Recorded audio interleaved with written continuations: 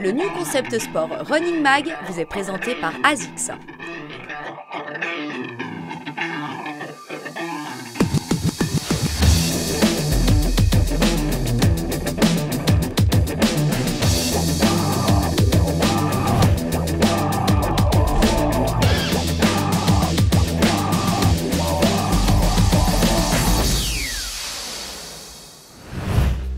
Salut les sportifs!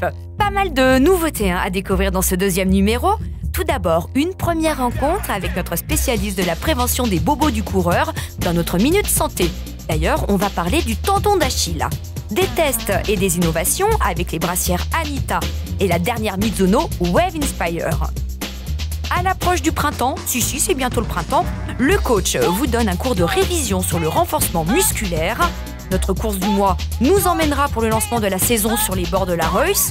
Un petit coin de paradis alémanique. Et en fin d'émission, le traditionnel concours qui vous fera peut-être gagner 3 paires de chaussures de running Mizuno. Nous sommes aujourd'hui à la Haute École de Santé Vaud à Lausanne en compagnie de Kenny Gay, physiothérapeute qui va être l'un de nos intervenants réguliers désormais dans le cadre de la Minute Santé. Et on va parler avec Kenny de la prévention des blessures les plus fréquentes en course à pied, en commençant aujourd'hui, Kenny, par la tendinopathie d'Achille. C'est parti.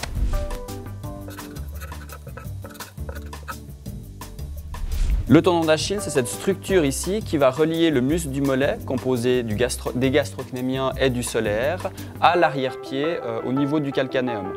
La tendinopathie d'Achille est une blessure de surutilisation du tendon d'Achille qui est généralement d'apparition progressive. On retrouve une douleur au toucher, souvent une douleur matinale et finalement on va retrouver des raideurs lors du début de l'activité et lors de la fin de l'activité. Le premier point, ça va être d'essayer de contrôler cette inflammation en appliquant de la glace à la suite de tes séances d'entraînement, en appliquant typiquement 10 minutes de glace au niveau du tendon. La deuxième chose que tu vas pouvoir faire, c'est ce qu'on appelle du renforcement isométrique. Tu vas réaliser cet exercice plusieurs fois par jour, 3 fois 40 à 60 secondes, en position isométrique, debout sur tes pointes de pied, et tu essayes de rester le plus immobile possible. Au niveau des adaptations de ton entraînement, la première chose, ça va être de diminuer l'intensité et le volume de ton entraînement. Tu vas diminuer le nombre de kilomètres par semaine, ainsi que la vitesse à laquelle tu vas courir lorsque tu fais par exemple des entraînements d'intervalle. Pierre, on va parler maintenant de la prévention des blessures. C'est-à-dire qu'on est dans une situation où tu n'as pas de douleur, mais on veut tout faire en amont pour éviter qu'une telle douleur apparaisse. Donc la première chose que je te propose, c'est de faire ce qu'on appelle du renforcement excentrique. Donc tu vas monter sur ta pointe de pied à 2 jambes et tu vas redescendre sur une seule jambe en freinant la descente sur cette jambe. La seconde chose que tu pourras faire, c'est des exercices de pliométrie. Tu vas faire des sauts sur tes pointes de pied et tu vas essayer de rebondir en avançant légèrement vers l'avant.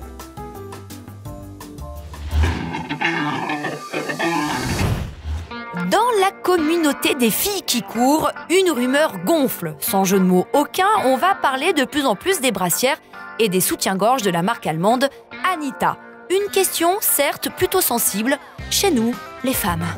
Aujourd'hui, je dirais, avec le recul de 8 ans de course à pied, je dirais qu'il faut choisir le soutien-gorge avant les habits techniques pour courir.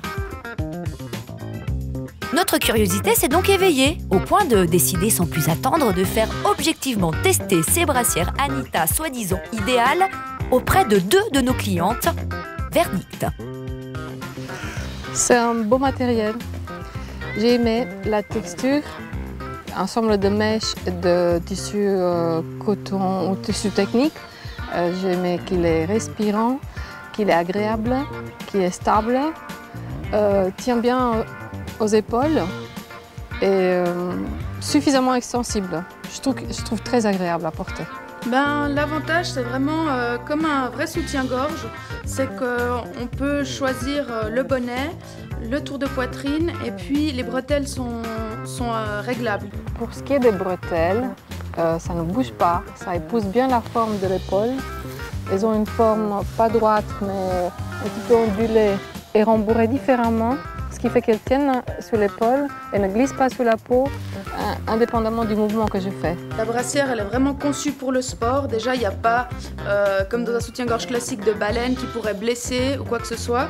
Pour le point peut-être un peu plus négatif, c'est que pour les femmes qui mettent continuer tout le temps des ceintures à cardio-fréquence-mètre, il n'y a pas de système dans la bande ici pour l'accrocher.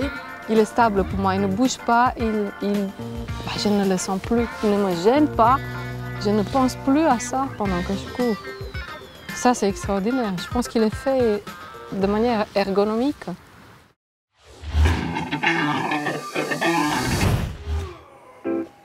Allez, descends. Allez, amène. Descends bien jusqu'en bas, descends.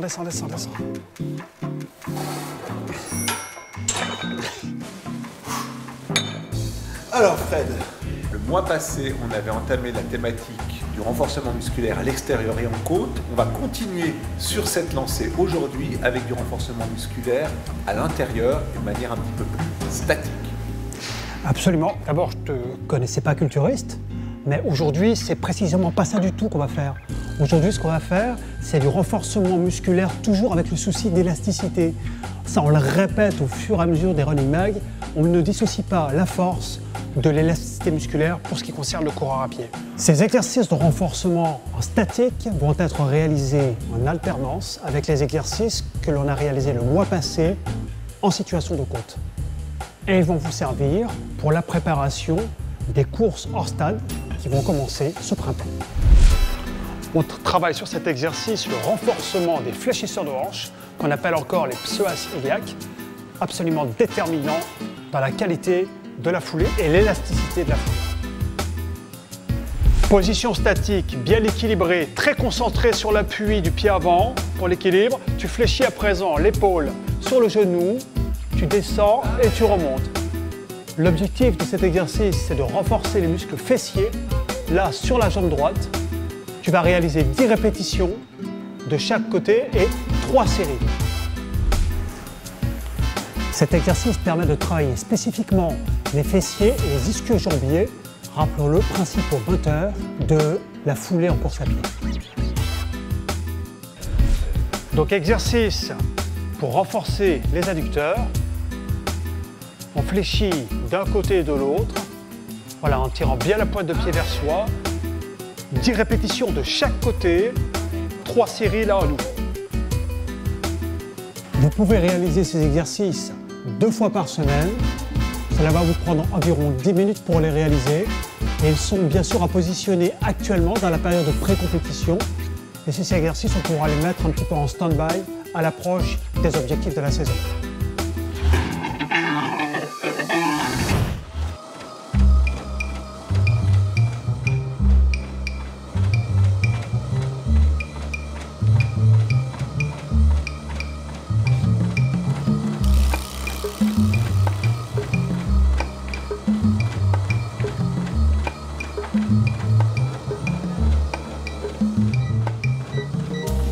On s'était rencontrés la dernière fois, c'était l'année dernière, Marianne, où vous aviez pris des chaussures d'une autre marque, plus lourdes, plus stables, puisque vous aviez le pied qui allait pas mal à l'intérieur, ce qu'on appelle la pronation. Et puis là, on a fait le pari d'essayer des nouvelles chaussures pour vous, la Wave Inspire 10 de chez Mizuno. On a déjà une bonne stabilité en tout cas, ce qui concerne la podologie sportive. Très stable, un angle de 90 degrés par rapport au sol, donc on gagne en légèreté, on conserve la stabilité et vous conservez quand même l'amorti. Je ne l'ai pas utilisé pour des grandes distances, je l'ai utilisé pour m'entraîner sur le stade et puis sur le dur. J'ai fait un petit peu de petit chemin mais très peu et j'ai fait chaque fois les entraînements d'1 heure, 1 heure et quart et vraiment j'ai adoré. Très confortable, assez large au niveau de l'avant-pied, très bien tenu au niveau de la cheville, presque un peu rigide, il faut bien régler le laçage en fait au niveau de la cheville, et puis oui, très bon confort. La grande nouveauté, c'est leur nouveau système depuis le début de l'année, qu'on a appelé Euphoric, ça se prononce euphorique, de quoi rendre les gens heureux en courant, puisqu'il y a 30% d'allègement dans le poids de la chaussure, tout en gardant une durabilité et puis un amorti exceptionnel par rapport aux ondes de choc. La grande différence, c'est vraiment le poids. C'est vraiment qu'on a l'impression qu'on n'a rien au pied. C'est ça que j'ai trouvé super. Et j'ai pas eu l'impression d'être déstabilisée, mais en même temps, j'ai pas fait de longues courses. Alors... Affaire à suivre. Voilà.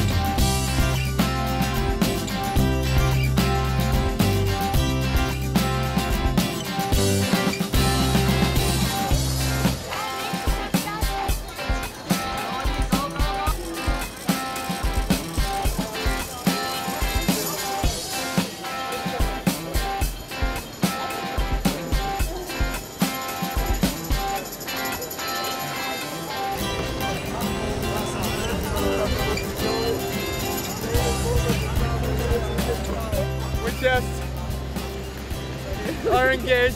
I proposed to her right on the finish line to the Wrocław 2014 and she happily said yes. I'm so glad. And we're gonna get married. We're gonna get married.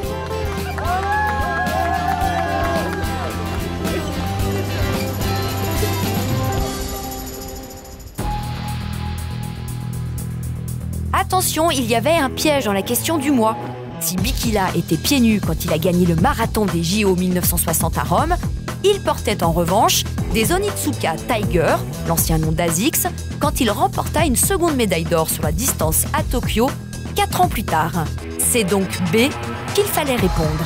Les 3 vainqueurs empochent 3 bons 200 francs à valoir sur des produits Asics. Voici leurs noms: Laurence Simonetti, Sonia Cardéal et Gérard Caron. Pour gagner ce mois les 3 paires de chaussures Mizuno, répondez à la question suivante. Quel est le nom de la nouvelle semelle intermédiaire des chaussures Mizuno? A. Euphoric, B. Happy Fit, C. Uglyssol.